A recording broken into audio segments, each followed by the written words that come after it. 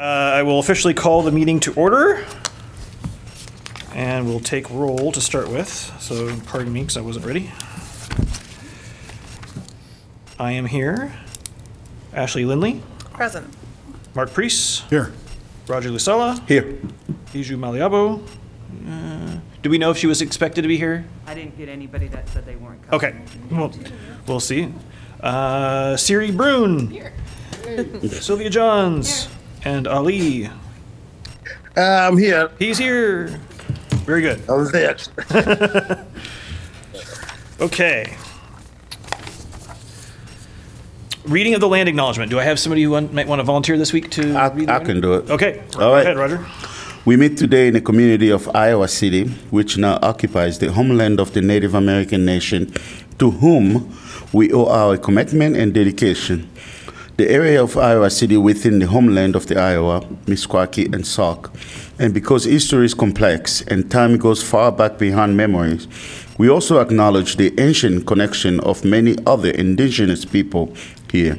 The history of broken treaties and forced removal that disposes indigenous people of their homeland was and is an act of colonization and genocide that we cannot erase. We implore the Iowa City community to commit to understanding and addressing these injustices as we work toward equity, restoration, and reparation. Thank you. Agenda item 3 is approval of the April 26th minutes. Do I have a motion to approve? So move. Second. Moved and seconded. Any corrections, discussion, edits? Nope. Hearing none. All in favor of approving the minutes as presented, say aye. Aye. Any opposed? Aye. Oh. I'll take that as a yes for Ali. So passed unanimously. And I didn't give him enough time, so that's note to me. Public comments for items not on the agenda. Is there anybody here that would like to speak on an item that is not on our agenda today? Okay. All right, next, introduction and Q&A with recently hired police officers. So Daisy, you want to take it from here and introduce us to our guests? So hello again. We have another round of officers to introduce to you all. They are a group of non-certified officers. So the last group we had were officers in a different agency. These are brand spanking new. They just came from the academy, what, like a month-ish ago? About a month ago.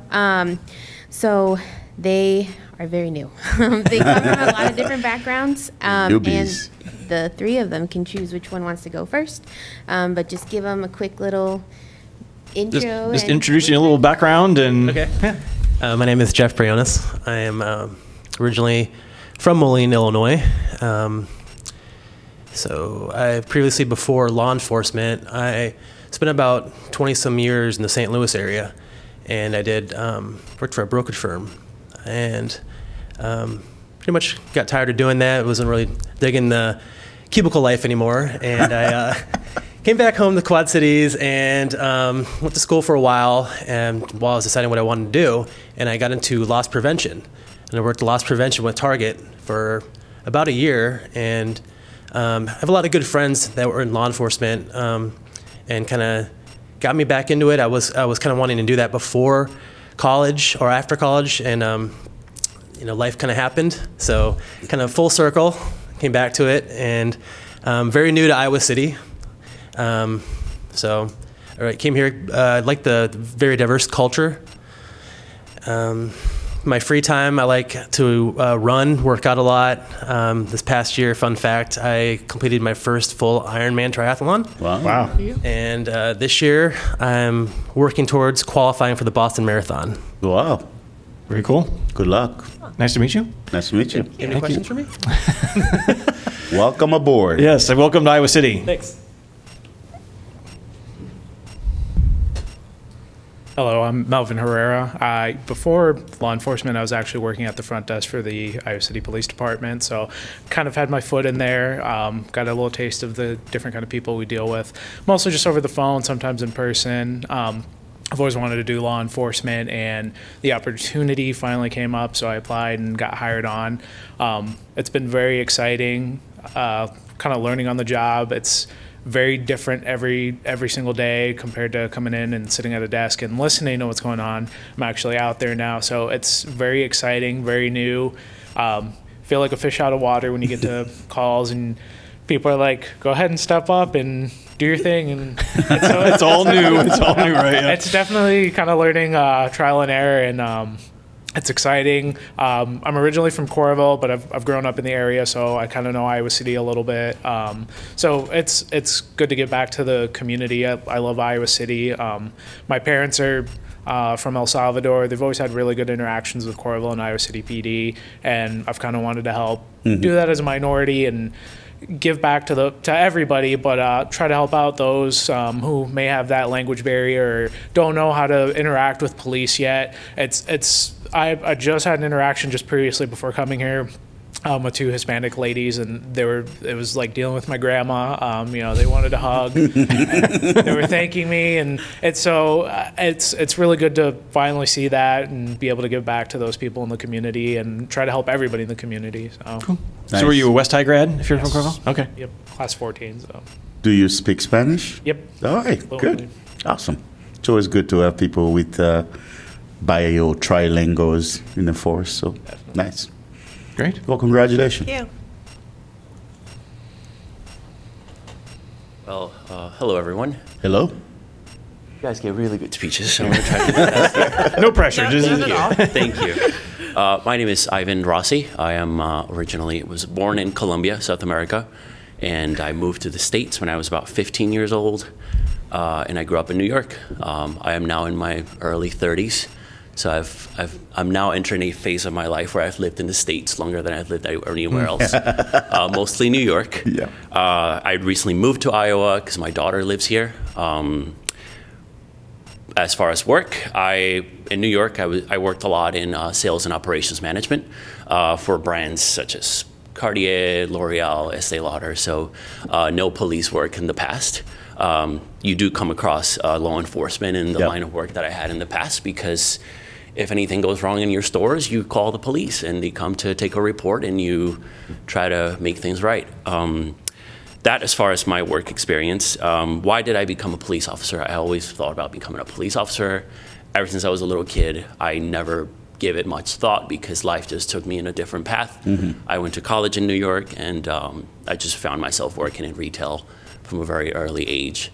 So when I moved to Iowa, I felt that if I'm in a new place, I might as well sort of follow what I believe is a passion. Why do I think it's a passion? Because I've always enjoyed interacting with the community. And my daughter is an autism spectrum. So I have developed this true sense of gratuity towards Iowa. I think that Iowa City has been very, very nice to my daughter. And I guess doing this job just felt like the right thing to do as well. Well, welcome aboard. Welcome aboard. And welcome to Iowa and Iowa City. You know, we keep emphasizing that we are really glad that the Iowa City PD is adding so much diversity in the force. Yes. Because Iowa City is so diverse. You know, we have people from everywhere, and we have the student here, we have the university here that brings people all over the place. You know, that's how I came here, because of the university. So it's great to see that we have so much diversity in the force, and keep doing your thing. So let's move Iowa City forward. Thank you. And I'll just add, you know, I spent the last 10-ish years in New York City, so from one... We're in New York, if I may. I lived in Queens, in Astoria. Yes, I lived in Astoria too. Oh, really? And I worked like right across from the United Nations in Midtown East, and had a friend who worked in Hudson Yards at L'Oreal, actually. Really? What is your friend? Rachel Landers. She did social impact. I did not. And their STEM program and fellowships for them. Never met Rachel. I left L'Oreal around the time they moved to Hudson Yards. Yeah. So this was... I certainly loved it because of the company store. That place is fun. It'll definitely put a smile on your face. Totally. For sure. Well, welcome to Iowa City. Thank you. Thank you. Oh, and I speak Spanish too. So Good. Also good. Thank you so much. Daisy, would you mind? Because obviously the last group we saw were people that had been sworn officers somewhere else, and they stepped basically right into the job. With some, probably some orientation about what you do. Obviously, they're all going through academy. Can you just talk a little bit about that process, about the length of it, or then what the steps are to get them all going through it? Or anyway. The academy is 16 weeks, so it's they added a couple weeks at the end there for which is on Camp Dodge, right? Yes, yep. Camp Dodge. They added a couple weeks at the end there for crisis intervention, so we got a little bit of taste of that before we took recently took the 40-hour course, here in Johnson County. So okay. Were there prerequisites? Yes, you had to have. I think it was the PT test and then physical test. We had the post test. So you take the national post test, the police officer exam, and then of course interviewing with the department. Okay. And now that they're so, at what point do you become a sworn officer? Is that at the completion of? We were actually sworn before we entered the academy. Okay. Some departments don't do it that way. Iowa City does it that way. Okay. So. And then they're training from here on out. Obviously, Yeah, field training. We have is it 5 steps? 5 steps, 4 steps, and then it's I believe 20 days in each step, or until we're, they feel we're ready to go. So. All right. And we have another one. Hello. More newbies. You caught us right in the middle of it all. So, Lexi, you can go up. Step up. Justin, I'm Yes. sorry. Is that okay if we introduce ourselves to them as well? Oh, sure. Well, we'll let her introduce. We'll let her We'll introduce do it, the yeah. same thing. Yeah. So just who I am? Just or- Yes, just who you are. who Give you us are, a a little little bit bit of about- background, why you decided to jump into this profession, and Sure. So I'm Lexi Cole. I'm originally from Dubuque. I've been living up here for about 4 years now, and I went to University of Iowa, and I really liked the area, so I really wanted to stay down here. And what got me into law enforcement? what was your major at Iowa? Criminology. Okay, that So makes sense. I originally wanted to get into the investigation side of it, but I kind of like patrol, so I think we might stay with that for now. Okay. Why law enforcement? Like I said, I've always just really been interested in that kind of thing, so I thought with criminology as my major, as I learned more, I liked it even more, so that's just something I thought that I could pursue after doing some ride-alongs and stuff, so. Well, welcome to Iowa City PD then. Thank you. Being so young, do you think you like it not more than when you what did you expect? What you're seeing right now? I guess from doing the ride-alongs, it made me see like a different side of it and how it's going to be, because I had no idea what to expect. So being able to actually get out and see it, it really shed a different light on what it's all about instead of what people from the outside actually think it is. So you say you went to Iowa. Were you involved in the community? I mean, did you have any projects during school? We did do some projects, but they were more research-based, so they were more like individualized, I guess, but yeah. Thank you. So yeah, we should do introductions as well. So you can all. Yeah, so we just want to start down this way, and we'll kind of go across. I would love to start. Hi, everybody. It's really nice to meet you guys, and I really appreciate what we're seeing in terms of who's joining our police force. I feel confident when I meet you guys, so that's exciting. I'm Siri Brune. This is really loud. You're doing great. Just keep it up. I am a science teacher at City High School, so on the east side of town. I teach both general science classes and science classes that are geared towards people who are in their first year of being in this country and learning in English. So it's kind of like the idea that science is this language, and we want to work towards equity in that learning experience. So I'm really passionate about human rights because I see the needs in this city through the lens of young people, and I feel like they need a voice in these conversations. And from what I learned about the Human Rights Commission, I could tell that everybody here is working towards the same things I'm working towards in my classroom. So I'm very passionate about this. I've been in the group for like 8 months, I guess now. So I will wave to you and say hi when I see you around Iowa City. Nice to meet you all. Yeah, thank you, Siri. I'm Bijou Maliabo, and also nice meeting you. It's nice to see more women in law enforcement. Retweet. It's very encouraging. I've been on the commission for, I keep on saying, 4 years? Mm-hmm. Yeah. 4 years. So I'm the OG here. I am an interpreter for the courts, the school districts, and the community. I speak 5 languages, and I'm also a community leader for African immigrants and refugees, mostly Congolese. So I'm in the community a lot. I've worked with the Iowa City, Coralville, and North Liberty police departments to assist when there's issue, especially with the language barrier. What else? I do a lot in the community, so you'll be seeing me a lot as well with you guys. But yeah, I'm a mother. I have a 14-year-old, so yeah. My name is Roger LuSala. My daytime job, I'm the Chief Executive Officer for a local company here called MYEP. MYEP serves individuals with disabilities, so we serve from brain injury all the way to all the autism spectrum.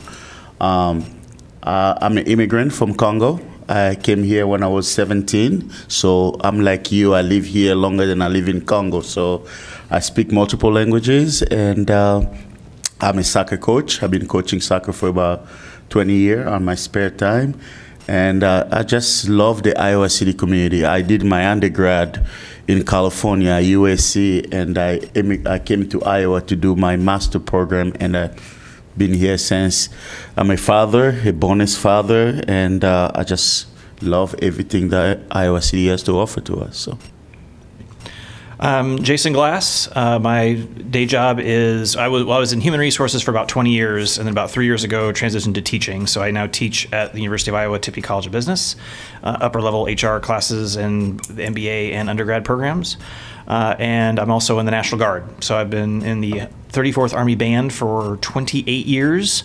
So that's why I mentioned Camp Dodge. I will be there in a month for a couple of weeks. There based for a few weeks, where I also do a lot of diversity, equity, inclusion work through the Guard as well, because of my civilian experience and working in my HR jobs are a lot of around civil rights and harassment and discrimination claims and those kind of things too. So, and I'm also a dad. I have a freshman at City High and a 5th grader at Regina, and my wife teaches 5th and 6th grade band at Regina. So that's me.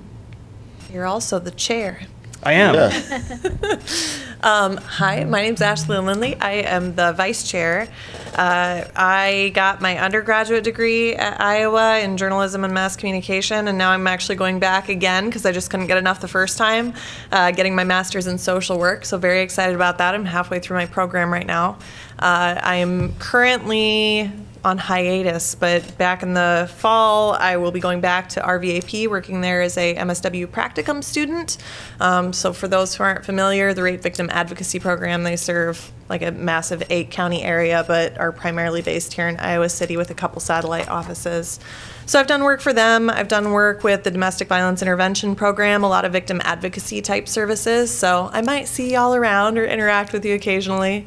I am a bonus parent also, bonus mom to an awesome kiddo that just finished her first year of kindergarten. Very exciting. And yeah, I think that's all the big things about me. Thanks for being here. Thanks, Ashley. I'm Sylvia Johns, and for work, I lead global fellowships and partnerships and programs for an organization called the Institute of International Education. It's kind of the world leader in academic exchanges through diplomacy, including, you may know of like the Fulbright program, Boren, Gilman.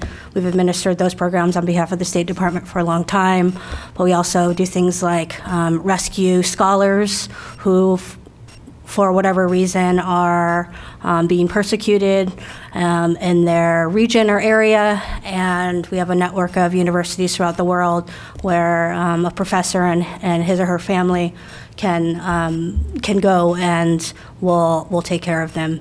So we do a lot of different work, but all in this guise of academic exchange and diplomacy. I'm pretty new to Iowa City. I spent 10 or so years living in New York and Queens. As you know, we talked about it before. I really miss that Greek food, I'll tell you that.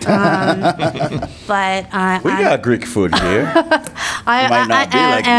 So I'm here with open ears and really looking to lean in. In the next few years, I'm only in my 5th month as a Human Rights Commissioner. So thanks for being here, guys. I'm Mark Priest. I'm the old white guy on the commission. You can tell that most of the people here are frenetic, busy with lots of things. I failed retirement as a Christian clergy, so I'm all of those. I'm married. I'm a grandpa. I got kids. But I'm also excited about what Fiona Johnson and I are doing with the ambulance service and getting AEDs out and CPR trained. Yes, I'm so glad you guys are here. I appreciate the diversity and particularly the language skills that are building bridges. Thanks so much. And Ali, do you want to give a brief introduction? Yeah, for sure. Again, my name is Ali Ahmed. I'm not that much. I'm from Sudan, and I'm the president of the Sudanese community in Iowa City, Johnson County, actually. And also the president for the CWJ, the father, and this is my wife.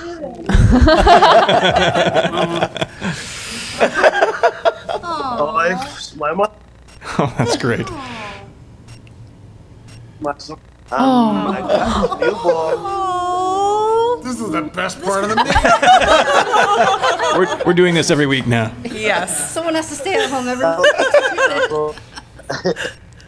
Thank you, Ali. Thank you. Yeah. Well, thank you again for being here. I think I speak on behalf of everybody when I say that, one, this is great that we keep doing this, and so thank you to the police department for kind of helping to facilitate these introductions. We're appreciative of you being here and for what you do, and wish you well in the community. You have a very important job, and part of this introduction is that you now have some connections. So if there's ever anything that we can help with, answer questions on, help connect you with parts of the community that you've heard some of our backgrounds, and we touch lots of different pieces of our community and communities within our community. So if there's any way that we can help make your job easier or help resolve something, then please don't hesitate to ask. And if you see any of us on out in the community, then please say hi and we'll do the same. So thank you again for coming in. And you can always reach us, so contact us through Stephanie. She has all of our contact information. Yep, obviously she's right here in the building too, so if there's anything. Easier for us to spot you than to spot us, because we're out of uniform most of the time. Hey, well, thank you guys for coming. You are free to go. Yeah. It's like a couple of you got to get back to work. Yeah. From you can stay if you want. Stay if you want. They're like, darn it, now I got to go back on patrol. Thank you.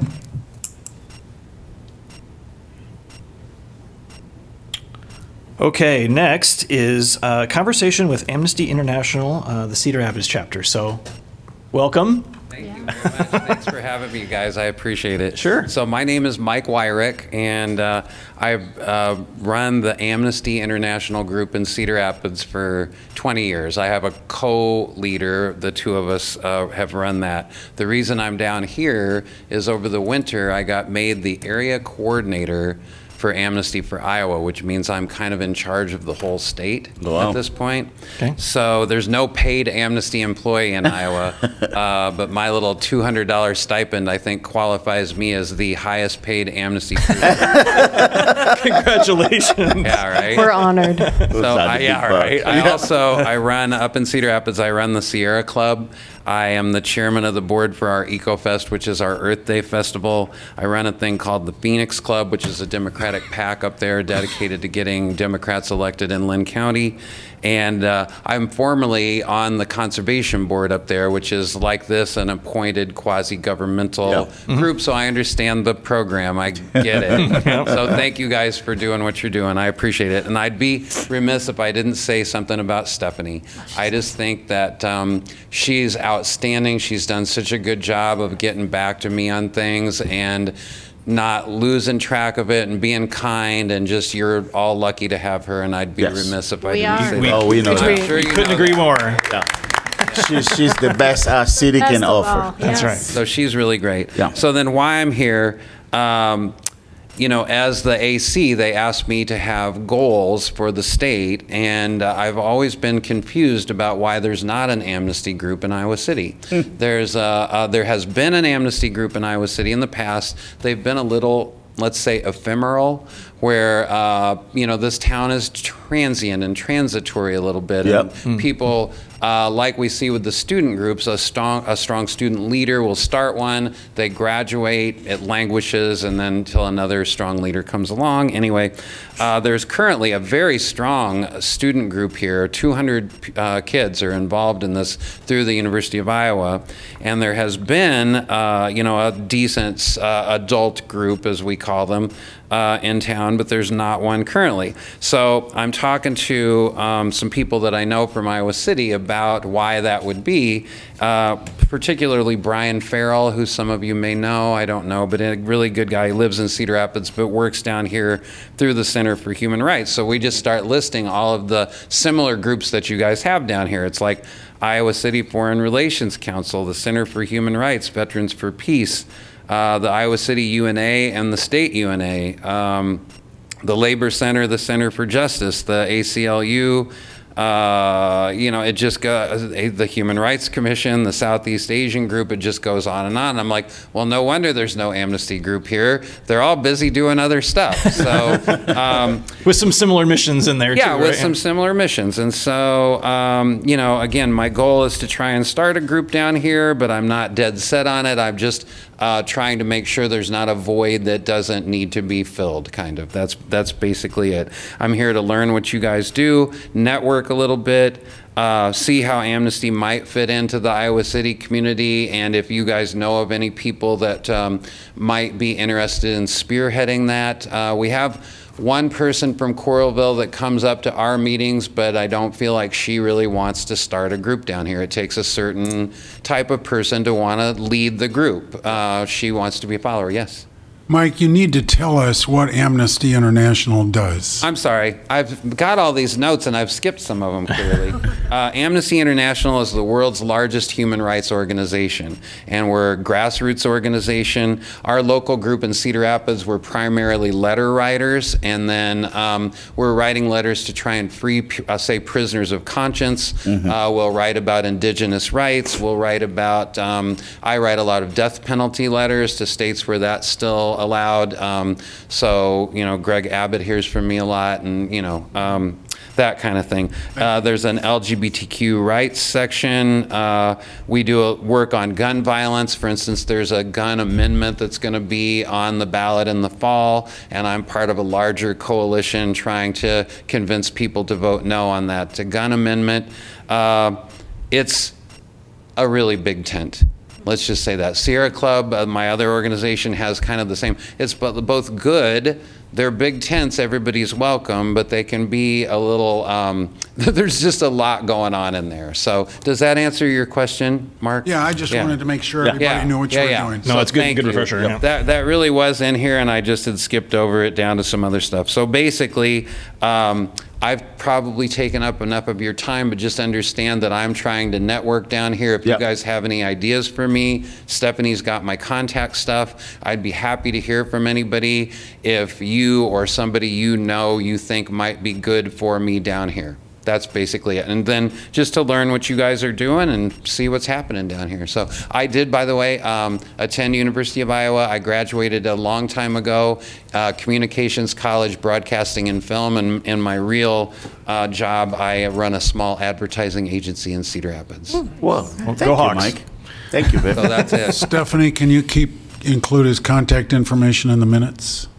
Definitely. I'll just send it out to everyone. Yeah. Okay. That'd be great. That'd be great. I'd love to hear more. And I know I just messaged my good friend Zara is actually works out of the New York headquarters of Amnesty, and she's the director of Impact and Learning. And it was just saying that you Zara? Zara, do you know Zara Mirza? Mirza. I don't think I do. I've spent more time in D.C. I'm a former, like what I did for Amnesty before, I was legislative coordinator. Okay. Which meant that I was spending time in senators and representatives' offices, and then considering my senators and representatives, I got tired of beating my head against the wall doing that job, and so I've moved to area coordinator where maybe I can get more done. Well, and you kind of brought up this area coordinator position. One of the first things you're looking at is trying to set goals, and that's really in her wheelhouse as well. So she said, take a picture of him and make sure that we can connect as well. So I may try to connect you too as well. It's really great, and it's funny how far flung this deal is. Like, I was looking through your minutes, and I saw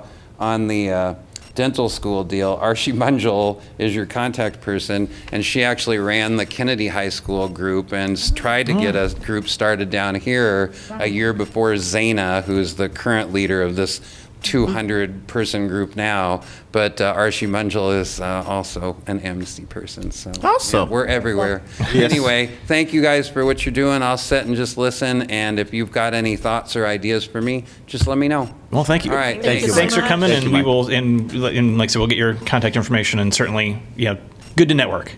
Yeah. Yes. Sure. Thank you. Okay, number 7 is Iowa City Pride vendor opportunity. So Stephanie says 1 minute. So it's really just a decision whether or not the commission wants to be a vendor for 2022 Iowa City Pride Festival. One of the things with Pride is you have to provide your own table and chairs. I'm sorry, could you say that a little louder? Provide your own tables and chairs. Oh, okay. Yes. You have to provide your own tables and chairs and a canopy if it's really sunny or if it's raining out. Does the city have a canopy that we can use? Or tables and chairs? A canopy, probably yes. I think tables and chairs would be. I don't know that we have a lot of the ones that are like the ones you would get like at Aero Rental or Big Ten, like like movable table, or like the ones you see here or at the rec center. But I mean, if this is something the commission is interested in, I mean, we could probably always rent one. But I will warn you, as somebody who's done setup and takedown, those tables are not that light. Just to be, I mean, they're kind of backwards. So just to be clear too, so this isn't sponsorship. This is just being a vendor. Just to be present, because I think we already approve the funds? The city is already a sponsor, right. So yeah, so this is just participating in the vendor, as a vendor, I should say, for Iowa City Pride. And they said last year they had about 15,000 attendees, and that most people are there from noon to 3. Yeah. So that's kind of the peak time. Another thing, this is a very busy weekend because there will also be Juneteenth It's also, events. and Juneteenth is the same weekend, yeah. Yeah, so there'll be Juneteenth events happening at Mercer here in Iowa City, and then there also will be a Juneteenth event in Coralville, and I'm not sure the location off the top of my head. So there's a lot going on, is what I'm saying. What's the date for that again? Saturday, June 18th. June 18th. Okay, thank you. Do we have, well, for the first question probably, do we have people that would be available to man that? I am gone because I'm on my National Guard commitment starting. I'm also gone. I am available. It would be nice to split a shift with somebody if possible, but I will be here. I'm not sure if I'm available. Okay. I honestly don't know whether this is an appropriate time to say this, but I would very much like to join. I may be heading into another 3-month round of. Yeah. Got it. Got it. I'm available. Okay. I'll check my calendar and I'll let you know, Stephanie. I will say tentatively yes. Yeah, I'm available. I can split a shift or something like that if you want to man a table. We might have at least 2 or 3, so that might Yeah, be let me just confirm enough. a few things. But Sure. Yeah. So it sounds like we'd have enough people to do it, and then so now the question of It's the issue of the tables and the chairs. I mean, chairs are easy enough to get in somebody's vehicle. A table, probably not so much. I have a table that folds with the handle. I have one of those too. I can provide a table. I was gonna say, we also have a table, and we should still have a truck. We're in the process of swapping and selling vehicles, but I think at that point we will still have a truck. We'll have a truck regardless. My folding table can fit in the back. And you got the tablecloth thing for human rights anyway, right? So so sounds like we're. I think we can cobble something together. Yeah. Okay. I say we go for it. And should maybe we should just look at maybe just noon to 3, and that way. Yes. Okay. Yeah. Yes, noon to 3 is plenty. Yes. Well, yay! I'm glad they were able to make that You have work. to be set up by noon, but I'll send more instructions along with just to get further commitments to make sure we have enough folks. So awesome. Fantastic. So mark your calendars. Those of you that are putting it in there now, so I don't forget. Cool. I'll be thinking of you while I'm really sweaty in a uniform. So go ahead. Okay, number 8 is update on race-based calls campaign. So brief update. So from Bijou as well, right? Because you did. This is you recorded your part for the public service announcement. Didn't you do this? You and me both. Yes. Did you record yours? Yeah. Yeah, I already recorded mine. Yeah, me too. So it's in progress. So obviously, this is a reference to what Lee Hermiston was telling us about a public service announcement about race-based calls for the Iowa City Police Department. So that is in the process of getting produced. It'll be myself and Bijou and Chief Liston and the mayor. And Sylvia will be doing a taping on Friday too. Mm-hmm. Oh, great! That's new news. It was new news to me too, but happy.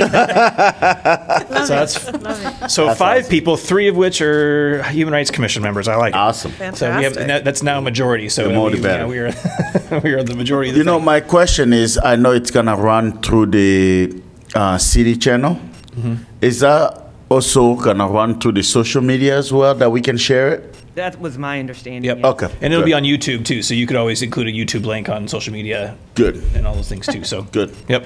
Have you recorded your part yet then, or On Friday. Friday. Okay. 9:40 a.m. I think those are the things that maybe the city can put a little money that we can also run it through, like KCRG and things like that. Yeah, I have to ask Lee what his plan is for doing that stuff. Obviously, because usually the stations have some set aside for public service announcements. They do. That kind of thing, right? You know, show you care. Yeah. KCRG runs Show You Care. I know we do a lot of things with them because I know, not everybody watches the city channel, but a lot of people watch KCRG, KWWL, maybe on those Show You Care. Pop in one of those. Do we know when that will be produced by? What's that? Do we know when that will be completed? Good question. So it depends on when we get everybody recorded. I'm not sure. I think Chief Liston's got his done. I hadn't heard that the mayor they were still working on schedules, but once they were all recorded, it should be a week or 2. So I would expect by 1st of June, be my guess. But 1st of June's next Wednesday. Oh, is it? It'll be good also to send it to early June. Get I'll it say turned around pretty quick. Yeah. Yeah, because it was all in the studio, and it'll all be so so it's pretty easy for them once they've got it recorded. Hoping, this is probably too idealist, but I was kind of hoping that maybe there'd be some way to have that shown in schools, because I feel like, that would be invaluable to have kids learn how to use the police and how not to use the police. Yeah. And I wonder if it would be even worth, over the summer collaborating so that that's something that they see in the fall, even if it's not at the time of the, because I could work on that over the summer. That'll be, the content of that is pretty timeless. It's not really, it's not set anything. Maybe I'll work on that to have that be an early thing in the fall. Yeah, give you a little lead time to plan for something a little more formal. Part of the welcoming, doing orientation or doing the school ensemble or something like that. That'd be great, Siri. That's a great idea. I'm sorry to put on this too about, the shooting that happened. I feel like maybe we should do the same thing, like an announcement about, an awareness about the shooting that happened, the shooting, as if we can do the recording as well, to let people know, because I know a lot of people are terrified right now. I myself, I don't stay outside late anymore. When I'm driving, I'm just worrying what's going to happen. So I think it's time, if we, as the Human Rights Commissioner, if we can do, I don't know, Stephanie, if that's okay. Are you talking about putting out in a statement or verbal statement? Record something about that, and maybe not to reassure people, but to kind of, you know, help it. Like, I'm scared. I'm just trying to let you guys know. Well, I don't know the content that you guys doing with this race-based score. Is it just, is it deep, or you guys just? It's well, each of our parts is pretty brief. It was maybe I had 4 or 5 sentences, and I think, you know, that's all of us will be about the same. So it's, I mean, it's meant to be like commercial length, you know, in total with 4 or 5 or 6 of us. So, and, you know, and it's, yeah, it is kind of an overview, just basically reminding people that please make sure if you're calling 911, it's for legitimate purposes, and that, you know, and kind of checking yourself to make sure that it's not, are you reporting something that's really legitimate behavior, but it's based on some, you know, based on race or physical appearance. And but I want to validate what Bijou's saying, that, you know, the shooting left a sense of scare in the African American community, I think worldwide. So I don't know where to go with that yet, but I'm going to think about it deeply to see if what can we do as a Human Rights Commission. Well, yeah, one of the things that I've observed is that we've lost our affect. Yep. I listened to the governor talk about it. It's like, hello, these are kids' these are parents' babies. We're concerned about this. Yeah. It's happening. It's very upsetting, and I think somehow we need to be able to communicate that, and because it can't just be more data. Yeah, and I don't want to wait till it reach our town or it's somewhere, you know, like it is our duty to be part. You hear, you see something, you say something. I don't think we say enough, or maybe I don't say enough, but in some way, I guess Roger can. Besides being a man, I'm scared to say something. Yeah. You know, so your contribution, your voices, I think will help as well. So I'm a willing partner in this. It's breaking my heart. You know, my kids are teachers. Yeah. They teach little kids. Yeah, it is. We have lost we're becoming too desensitized to the shooting, you know, having a shooting today with 14 students and 1 teacher die, and all those shootings that's happening on a daily basis. It's like every day we have a mass shooting, and we don't have the sensitivity that we used to have before. Now it's just... And we worry about body counts and what kind of weapon, and it's like, no, we're looking about broken hearts. Yeah. It's a norm now. Everybody's thinking, oh, it's okay, what's next? But it's not. Well, I'll be part of this. Stephanie, maybe could you talk us through, and even just informing me as someone who's fairly new, when incidents like this or other things where the commission has wanted to act, what has that played out? What does that look like? Is that a statement? Is that, and where do you see the impact, the most impactful usually it's response? Been a statement that's released, like a news release. If the commission is wanting to do something like that, it would have to be an agenda item, which it's not this evening. Yeah. So it would have to be decided on in terms of content at another meeting. But, you know, if members of the commission wanted to meet in small groups. Right. So, yeah, that was going to be my suggestion. Ooh, lost the... It's based upon... emotions. Somebody waved their arms. That would be... What was going to be my suggestion was that we just got done with our strategic planning and set up these... And this is exactly the kind of thing a committee could be, you know, either an existing one or an ad hoc one, to discuss what kind of response would be appropriate, and then draft something or some language. I'd like to be part of that, but I'd also like it to be part of when we receive the Juneteenth proclamation. Well, maybe we can put a group together of people that want to work on something like that. I'm on it. Since it's not a... So the Juneteenth proclamation will get accepted next week. June 6th.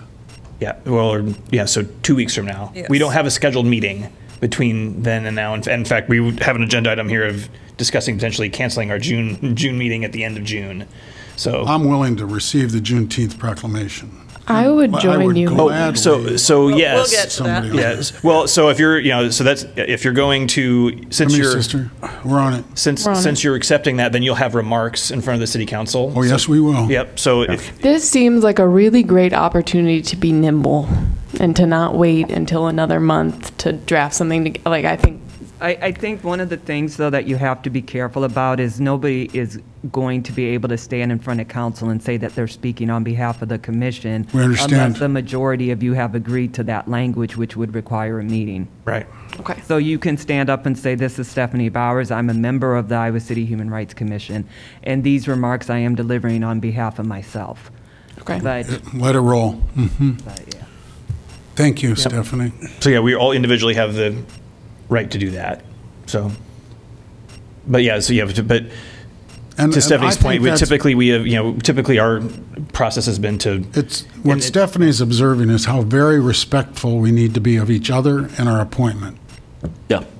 And be crisp about that. Well, and we have this week and next week initial meetings from the strategic planning coming up, yes? Yes, so all of our committees have a scheduled first meeting. Yes. Correct. So if folks wanted to talk about that in their small committees, they could do that.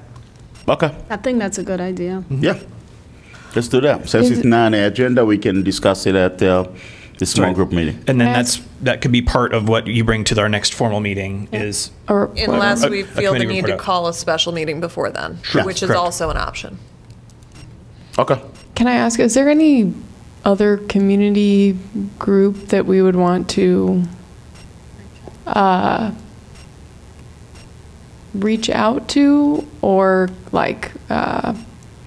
include their voice or perspective on what we say for the proclamation? I know, Mark, you mentioned that when you received the proclamation on behalf of the Jewish community, you reached out to the community before. I think we can. I think definitely there's group. Are we still talking about the shooting, or are we talking about proclamation? Because we kind of I think they need to be separate things. Right. So yeah, not careful. So let's wait. Save the proclamation because we have an agenda item for that as well. So just make sure we're not crossing streams. Right. I wanted to make a comment related to the groups that we can reach out to. Prior to this last year, you could reach out to the Consultation of Religious Communities. I learned at that last month meeting that they're only information sharing. They're no longer making statements. Okay. Okay. Okay. All right.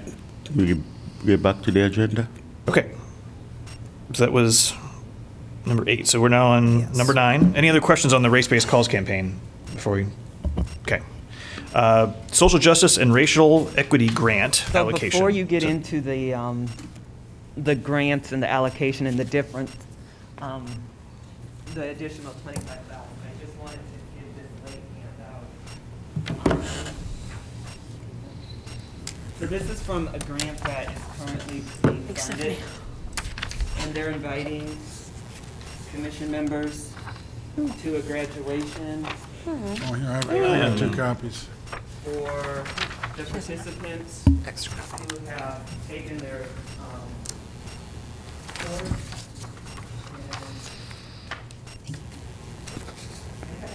Oh. This week is going to be so. Monday. So what I need, because this is Monday, June 6th, so it coincides with that city council meeting that's being held on a Monday instead of a Tuesday.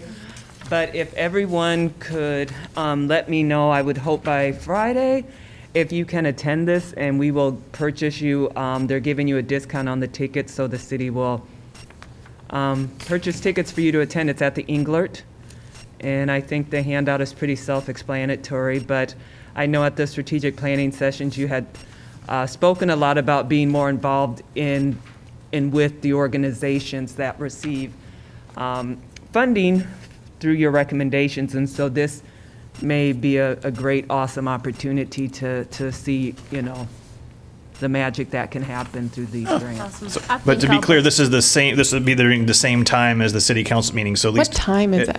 Is that 5 or? 5:30 to 6:30. No, the city council. They start at 6, but I mean, usually a proclamation, I mean, they start them, I don't know how many others there would be, but I mean, I would say it literally probably takes 5 to 7 minutes. So, you know, you probably could duck in, duck out, and duck back in if you need to. Trying to decide if I can multitask that well.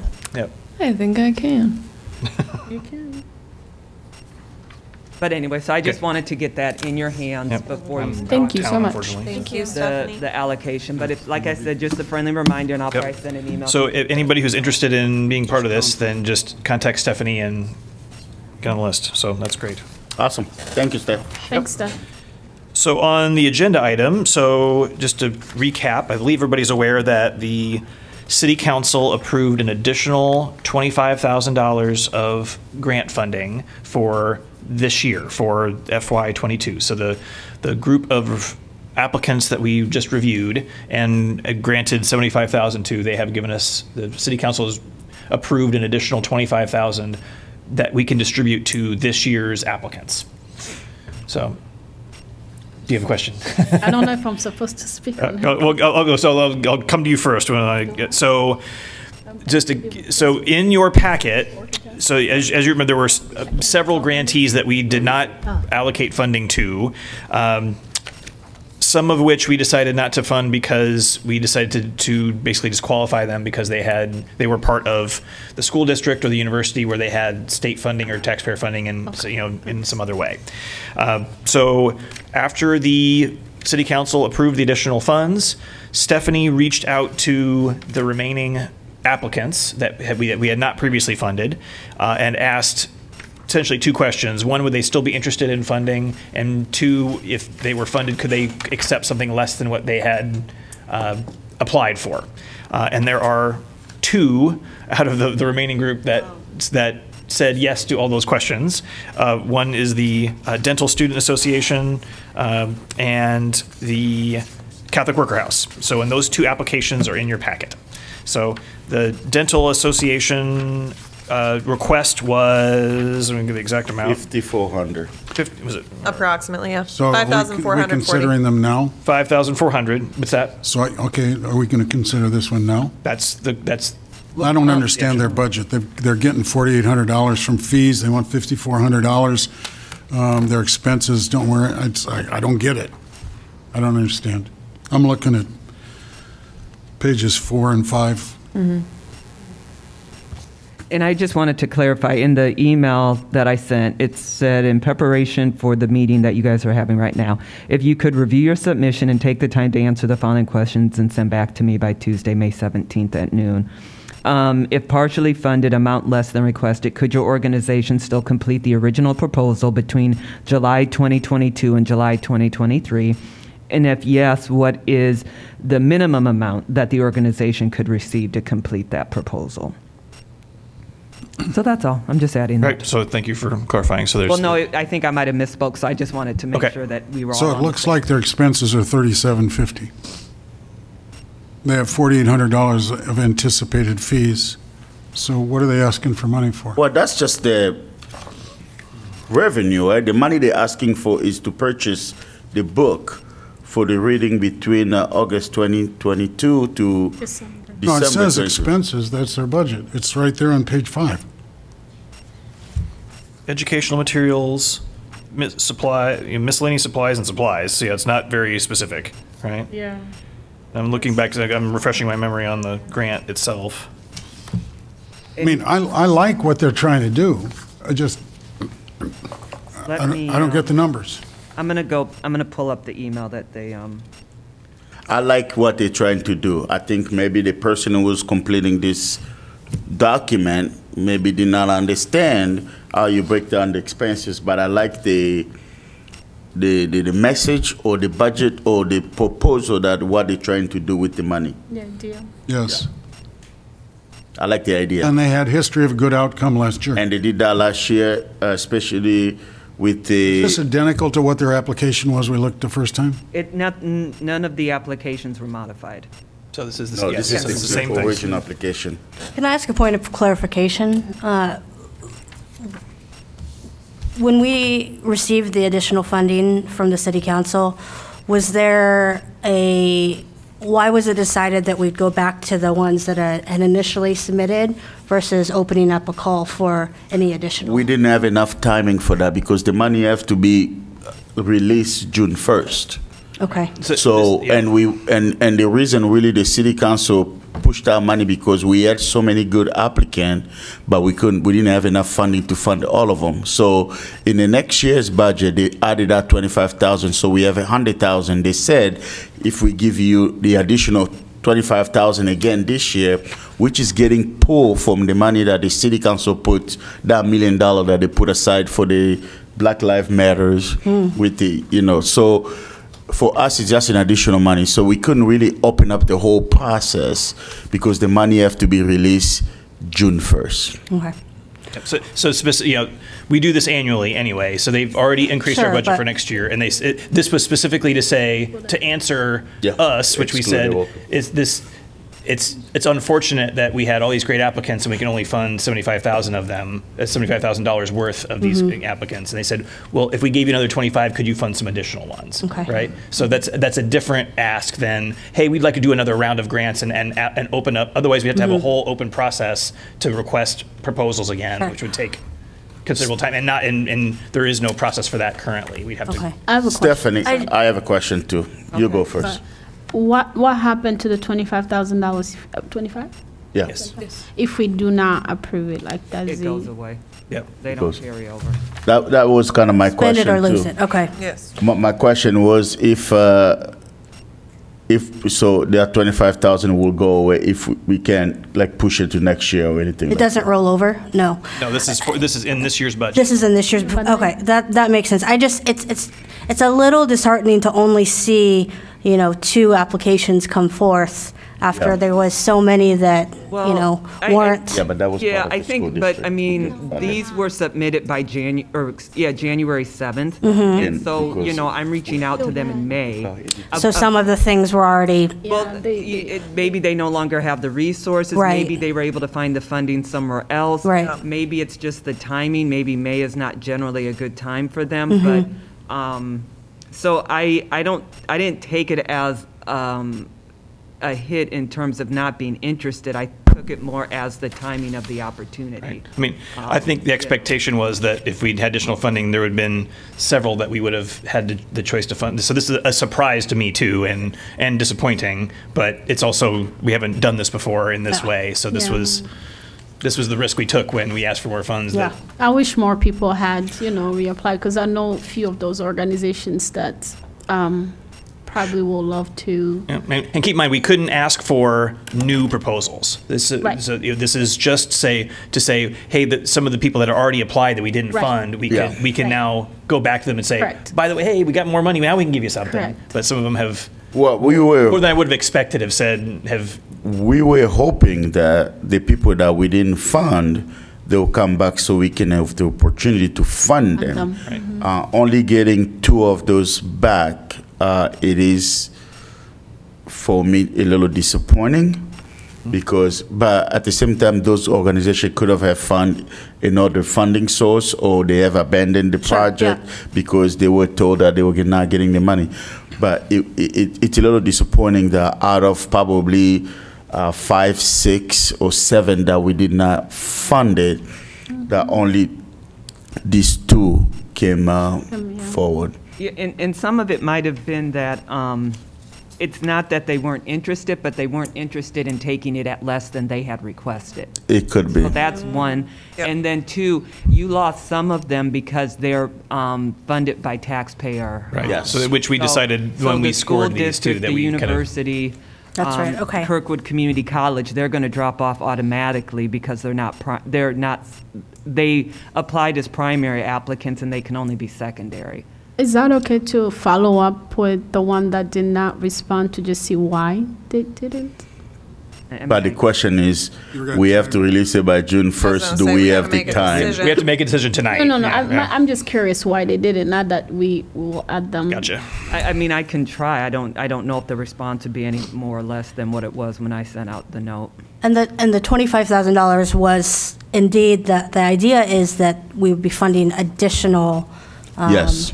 And not looking at those that we had previously said yes to, and adding funds there. No. Okay. That's not what I got from the council. Right. The council was more those folks approving. I mean, those contracts have been signed, or I Right. should say But like agreement. doing an addendum if we felt like their work was more impactful or I not. don't. Okay. Yeah, that's just I asking. mean, it's a good question, but Yep. yeah, but so we're kind of. Like it or not, Here, yep, got it now. I'm all squared up. We have the guardrails between us that we have $25,000 to allocate up to $25,000, and we can do zero of that. Well, when we say that the money goes away, it goes back to that Black Lives Matter fund. Yes. But it could still, if we feel that we are not confident in these applications, we could still, in the confidence that City Council would allocate it to something impactful. Well, that $1 million is not getting moved because it's set aside by the council. So they just pull this $25,000 out. So if we don't allocate it to anybody, that $25,000 goes back in the Black Lives Matter. I think that's my point, is that if we don't have the confidence, we shouldn't just spend it because True. I would agree it'll that we go away shouldn't. from us. It's still set aside for an important purpose. Yeah. It's a little, I don't know, I'll just speak here and say it. I found it a little odd, though, that it's being pulled from Black Lives Matter, which is a specific purpose, and then we're looking at some proposals that may not be focused on that group. I'm just going to throw that out. I see where it's coming from. I think this proposal all fits in with the racial equity. Sure. So if you're talking about money that was allocated because of the Black Lives Matter movement, Where it came from. but it's not completely just reserved just for The Black Lives. Black Lives Matter. Sure, It's for sure. the racial Yeah. tension that was in town. You know, me personally, it's not like we're losing that money if we don't fund anything. Right. I agree. It's just going back to the council, yes. It's going back to that. We can tell the council that, after putting out the application, some people have moved on or they found other sources. The two that came back to us, we didn't feel it was as much deserving or meeting our criteria. So that money just goes back to that part. And next year we're gonna get 100,000. We can also go to the council to say, hey, you pulled out 25,000 last year. Can you pull it back out? Sure, we can Give it back we can to make us. any We request to can the city always- council, right? We can always suggest that to the council. If that's still there. Can we also consider these two applications together? We haven't can talked also about that. consider these two applications. The Iowa City Catholic Worker, I know that they're primarily looking at giving voice to a community. I mean, it's clearly aligned with racial equity. It's the Escucha Mi Voz program. Yeah, I'm excited about what they do. They've got a big advocacy role. Sometimes they make us uncomfortable. Of course, we should be uncomfortable. I think they're working really hard to get equity in the distribution of funds to people who are not receiving. Obviously, we heard from them last summer around excluded workers. We put out a statement in support of excluded workers, in part because of what they presented to us. So, I mean, it's an organization that we have aligned with in that way in the past. So, at least in part. So I'm supportive of that. I'm embarrassed that I can't make the numbers work in the previous application.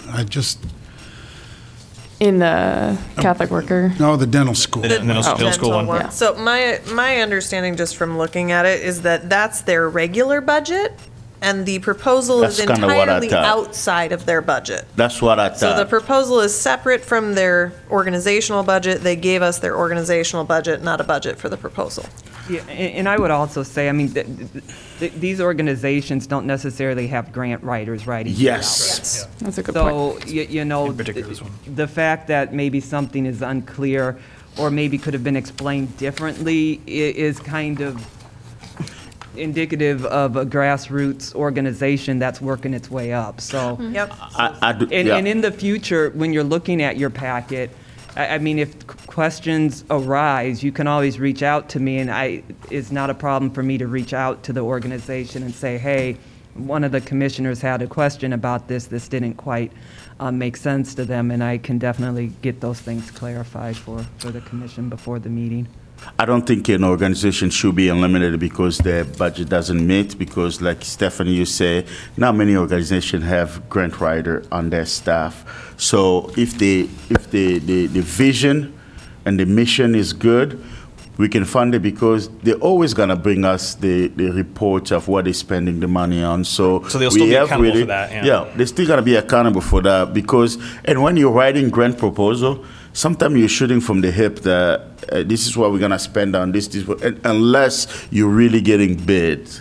And sometimes with this small grant, you're not going out there getting bids, and so before you do the grant. So I'm supportive of this application for the dental school. I think their message is good, especially that they have done it before, and they saw the impact that created, especially after the dental school incident, the professor and all that stuff. So I'm really supportive of their mission. In the spirit of that, I'd recommend that, I'm offering a motion that we fully fund the dental school, and that what's left from the $25,000 goes to the Catholic worker.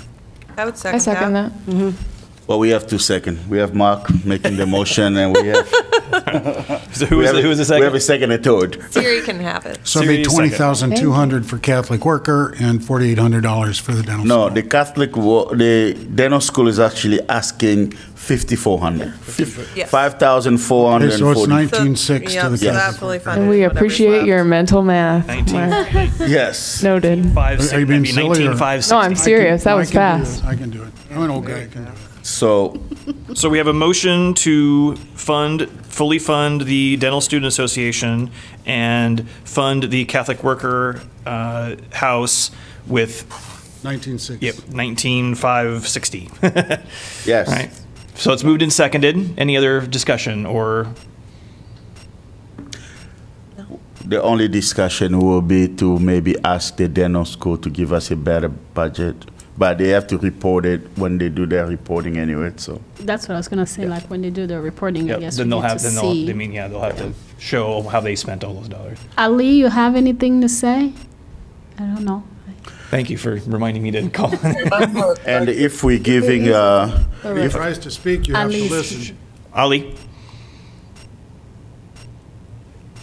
Okay. Yes, I'm here. Oh, okay.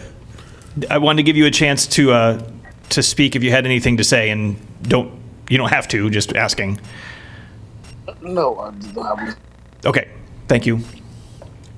And for the Catholic worker, you know, they say only 75% of that money was going to be used for the startup. So 19,000 something, the 75% would have been 18,750. So it still covers their startup costs. Yeah. So yeah, we have a motion and a second. Okay. Yeah. Any other discussion? All in favor of the funding motion as stated, say aye. Aye. Aye. Aye. Any opposed? Motion passes. So we will be recommending to City Council. Now this is still subject to City Council approval, obviously. Yes. Yeah. But this will be our recommendation to City Council. So. Can somebody let me know who seconded the approval of the meeting minutes? I know Roger moved, but I didn't. The meeting minutes? Yes. Oh, thank you. Thank you. Okay. Okay.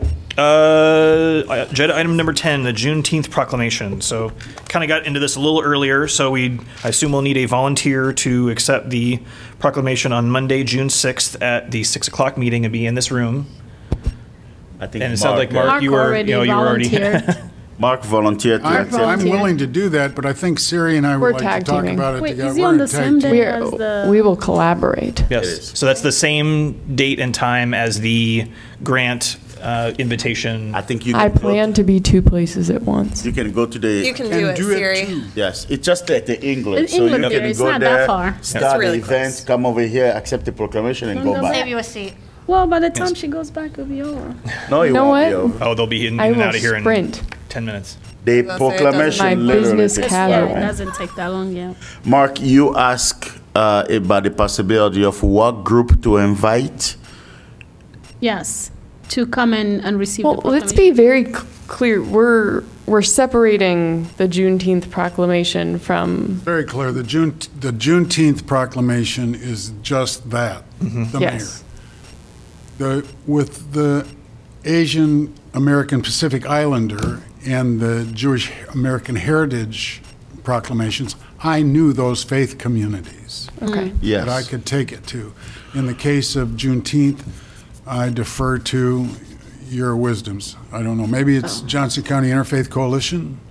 Well, or the Black Project, so Black Voices Project. You have a lot of organizations Or here. there's other organizations. well, if you're accepting it, I guess I'm. No, I guess my question was related to our discussion in the strategic planning about how I don't necessarily feel that I'm in a place to speak on Well, yeah, that was a discussion in the strategic plan, even though we're still working on it. So, But also, it doesn't mean that you cannot speak on behalf of that community. I mean, yeah, I mean, I as a white male have accepted the Black History Month proclamation before too. So it's you're I understand still putting that. your, I would really want to make sure that I was confirming that I'm respecting the fact that I am not. So advice, I would just say, I mean, speak from your heart, right? And you can, and I told Mark this for the two that he accepted a few months ago. You'll get a copy of the proclamation. So Stephanie will send you that and there's language in there about Juneteenth. Use that as your base and say, so when you accept it, I mean, theoretically, when you accept it, you could just say, thank you, and we appreciate you, doing this, and then that's the end of it. If you want to say more, then I would say use some of the language in there and react to some of the language that's in the proclamation. Stephanie can write something. No, I don't want to. I understand what Siri is talking about. I get what Siri is trying to talk about because either we like it or not, we're that's deeply disrespectful. It is representation matter. Yeah. It does matter. So yes, as we accepting those proclamations that representing a community, yes, I like to see member of that community either present when we accepting it and passing it on to them, or they are accepting it. So I think for the Juneteenth, if Mark wants to accept it, we fine. I think it wouldn't hurt to invite a couple member of the African American community to be present, and as you accept that proclamation, you can hand it off to them and see if they have any word to say. There needs to be an understanding and an onus of the responsibility of Juneteenth, that the message came to Galveston 2 years after Lincoln signed the Emancipation Proclamation. Yeah. So the white world has got huge responsibility in this failed communication.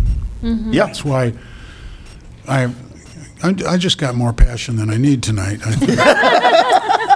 I appreciate it. I would like to pair that responsibility and us taking that responsibility with the representation that we feel is also necessary. Can I just say this, though? You have a lot of diversity within groups. Right. So you can have a representative from whatever group you're talking about, and that does not mean that they are the consensus for the entire group. Exactly. So if you're not going to do something based upon the fear of criticism, that's never going to be guaranteed. Right. No. Because it doesn't matter. Somebody was still people. Criticize. One group is not all going to think alike, feel alike, or see something. We just need a holistic view. So, yes. Yeah. I mean, so I wouldn't get Okay. Right, but I honor what you said too, and to be able to say I want, and you're right in that we talked about this as strategic planning, is that we want to try to find opportunities to partner with, to include other organizations that and this is a prime opportunity to kind of to do that, to reach out to a community, to another group, and or to ask their input of, hey, I'm accepting this proclamation. What are some ideas or thoughts that you might have that I might want to incorporate into what I say when I accept this? Yeah. Right? And I have some ideas. that last component that Jason mentioned, that's something I've done in the past for proclamations, because it can feel awkward going up there as a white person, as a straight person, whatever, if you're not in alignment with the group that proclamation is centered around, if that's not part of your intersectional identity, being able to at least get the input and have some of those voices represented when you accept that proclamation, that's something that I've always tried to do. So Yeah. if you don't feel as though you can be a voice, go seek out other voices. And if those people can't be there, ask if you can share their words. And I have had immense positive feedback from folks when I've reached out. I'm like, can you be there? If you can't, would you mind sharing a few words with me so I can amplify them and share them with City Council? I think and that's Mark usually can do been that. appreciated. And I just want to tell you something, like, I think you being there, I mean, for me, you know, as a Black person, it's you supporting something, it's encouraging that you're a part of it. So don't feel like you shouldn't. I mean, I agree what you're saying, but you being there, coming together to do it, it's like, oh, you are, you know, like expressing your voice, you know, so, and that's something that we appreciate, so.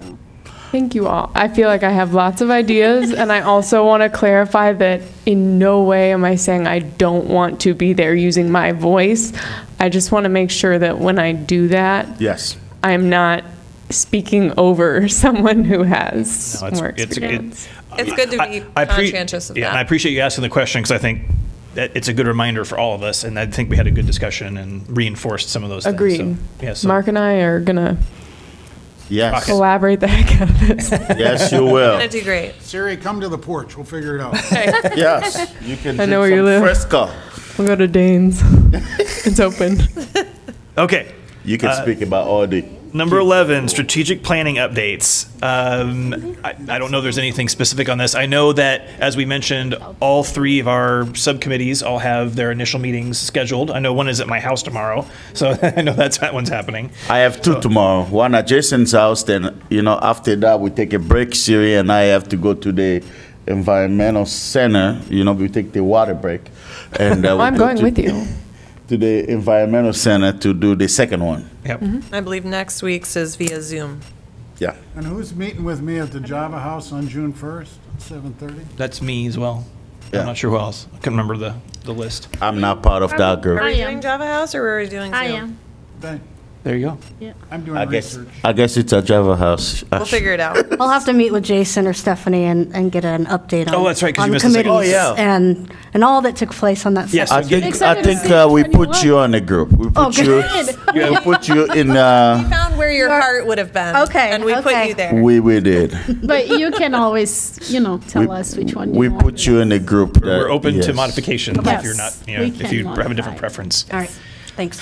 So for those committees, so just a little bit of, you know, what I think we all know what we need to be doing, but is to further the conversation around specific goals and objectives Yes. that we started that conversation at the end of our last strategic planning session. So. Yeah.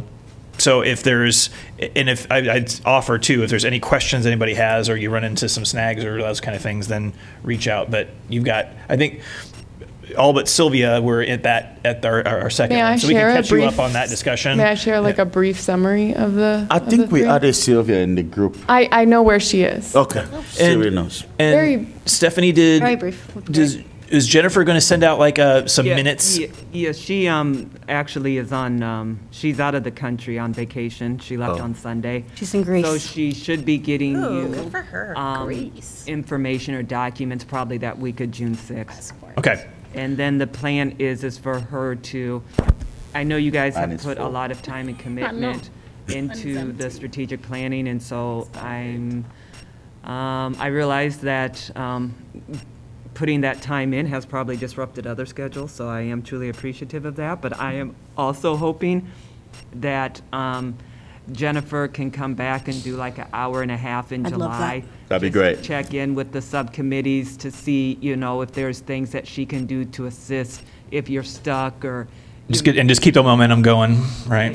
Yeah. So I'll be sending out a, it's not a doodle, but it's a doodle that has It's a form of a different doodle. days and times, just so that you don't have to do it with your July meeting, because then it just really makes the meetings long. But I spoke with her and I said, you know, really being mindful of everybody's time, just, you know, in and out quick as possible. So she thought she could do it definitely within 90 minutes, and if she can do it in less, then, you know, you would adjourn sooner than that. Great. Great. Well, and to that end, that's a good segue to our next agenda item, so which is discussion on whether to hold a June meeting. So we had, because of the amount of time we've asked of everybody this last month or so, with, you know, what, 6 hours of additional time this month, there was discussion of whether or not we wanted to cancel our regular meeting for the end of June. That I think the caveat from our earlier discussion would be to we kind of reserve the right potentially to call a special meeting if we were going to release a statement on the recent shootings, right? Because there was some discussion about that. But I know from just personally, I won't be able to be present at our date for our June meeting. I'll be on my National Guard duty, so I'll be away. I know that's a pretty common time for vacations and things like that too. So given scheduling conflicts and the fact that we've asked a lot, and this would give some space maybe for those committees to meet a few times and build some momentum before a July meeting, is there any thoughts on that, objections to, or a strong feeling that we should keep the June meeting on the agenda? Or on the schedule. Is that the 28th? 28th. Okay. I won't be in town. So I'll also be out of town. Okay. I have a feeling that we should meet. After I honestly feel that the strategic planning time that we put in is a reason to meet. I think personally, I felt a great sense of momentum coming out of those meetings, and I think that maybe subconsciously it would support our, it would be accountability. It would be accountability that when we show up, we have done a great deal towards those strategic areas of work. And I understand that some people will be gone quite reasonably. I think if there were enough people to hold a meeting, it would be worth having, even if it was just those of us who are there reporting what we've been working on. And so a meeting would require 5 of us, I think. If it's a formal meeting, we'd have to have quorum and have to be able to discuss business. You need at least 5. And I support series. If we have a quorum, we should meet as well. I agree. Okay, so Sylvia, so we only have 8 members currently. Yeah. I will be there. I'm there. I'm there too. So we need at least 5. I'll be there. Yeah. There's your 5. And I can probably swing Zoom, even though I know that doesn't meet quorum. Yeah, so the 5 have to be in person, and then, yep. But all right. Ali, are you free on the 28th of June? Who? Ali. Did you say you are here?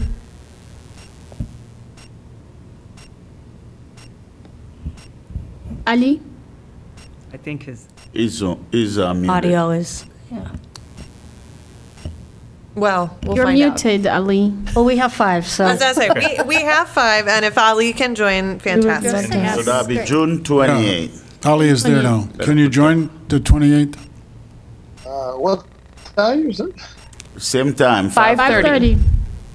About 5:30, yeah. I'll be there. Okay. Great, Fantastic. thank you. Thanks, Ali. Yeah. Yep. Okay, so we will keep our June meeting on the schedule, and I will be thinking of you all. We'll be thinking of you. Yes. Yeah. Okay. Great. All right. Staff and commission announcements. So I'll start with staff this time because I usually go the other way around. So anything from you, Stephanie? I don't have anything, thank you. Daisy, anything additional to report? And nothing. How was your day on Saturday? It was good. There was, I think you maybe all saw, there was close to like 1,300 people that went to Saturday's event. So, pretty big footprint. Good. Great. Yeah, it was a great event. And I got a coffee mug out of you. That's true, yes. I got more than a coffee. I couldn't show up. Okay, I'll start from this end this time. Great. So Mark, any announcements? Yeah, and Leslie and I went to Salem, Iowa to see the Underground Railroad. Jason was with us. Stephanie, help me with Jason's last name. Humanize my hoodie. Oh, Jason Wright, is it? Right. Yeah. Right. So Andre. the treat was Jason Soul. Jason Soul. Yeah, thank you. so Jason was in the vehicle with me when we went down and on the way back, and spoke pretty much the hour down and the hour back about being an abolitionist, and it was exciting and stimulating, but also to learn a little bit more about the Underground Railroad in Iowa. glad we went. Cool. Amazing. How did you get that? Yeah, how did that come about? And where was my invitation? All of ours. Oh, now I see. I was invited because I'm part of Johnson County Interfaith Coalition, and Meg Wagner at the Beloved Community at Old Brick was the one that organized it. So Tony Smith, I forget, from Johnson County Interfaith Coalition, and Meg and Jason, Leslie, and me. That's had a wonderful fantastic. ride. Oh, Good for you. It's great. I think I can make it happen again. Yeah, Oh, For y'all. sign us up. I know Pastor Smith. That's Love it. Sophie, go ahead. Yeah, I had a really good meeting this morning with Tyson Worth, who is the Director of Volunteer Growth and Success for Big Brothers Big Sisters of Johnson County, and I met him actually at the Youth Awards night. We had a few nights back, and just he wanted me to plug that one. He was really excited about the Youth Awards and to thank us for that, but that if there's opportunities for Big Brother, Big Sister to collaborate with the Human Rights Commission, that he would love that. I also have some bulletins from him if you're interested in volunteering as a Big Brother or Big Sister. That's it. Man, it feels like the month just flew by. Human Rights Awards were amazing. I'm so glad that we got to see so many awesome youth there and celebrate their accomplishments, and I look forward to seeing even more of them next year because it was so cool sharing that space with them and celebrating everything they've done. Public Works Open House was surprisingly hopping, which was great. It was fun to chat with City Manager Fruin and talk about the combination of quilts and trucks and whether or not those were going to go together, but apparently they went together splendidly, so we should do it more often. Not this past week, but the week before, I started my grant writing class for the summer, so it's been interesting to be an expert and not an expert at the same time in that. Talked a lot about the SJRE grant, and my fellow classmates in that class have been very intrigued to learn more and all of their various connections. So hopefully that helps boost some more applications for that for the fall. I think that's all I got. We'll echo some of the things that was fun to be part of the event on Saturday. I also, that same day, actually it was a busy day, my family and I served a meal at the Catholic Worker House, which was a pretty cool experience. I would recommend that for anyone who would like to do it. So it was, we planned for 50. I think we served a little bit less than that, but a lot of people, and just a really rewarding experience for all of us, including my kids, to be part of that. And so we cooked and prepared, and then served the meal, and then ate with many of them, and had lots of really great discussions. They were also having a foot clinic there that day too, so a lot of people visiting to have their feet checked out. So that was it was really cool. So and then they're always looking for people to help to serve a meal, and so there's in a schedule for that. So if anybody interested, At the Blue House or by College Green? The one up by Sycamore Mall. So the original Got the huge house. mural on the garage. Yep. So that's still their kind of home base and where they serve the meals. So they have a second home now, as you mentioned, over here by. Yep. So that's all I have. I want to first of all recognize Stephanie and give her really a lot of kudos for the Youth Award. Yes. That was a great success. Everybody that I talked to on that day, they enjoy not only the award itself, but also the talking to other people. And the pictures came out. I don't know if anybody looked at the pictures. I saw the email. I haven't looked at them yet. They look amazing. So those are good job, Stephanie. I know you. That was Dan. But everybody looks great in the pictures. Yeah. Yes. Yeah, they even got my good side. So you have a good side? Got every single side. Only certain photographer get them. So thank you for that. It was great. I'm looking forward for next year. I had an opportunity to be invited to have a discussion with the senior leadership at the University of Iowa Ambulatory Surgical Center on diversity, inclusion, and equity. And it was just awesome to talk to their team, and they've been following the work that we've been doing.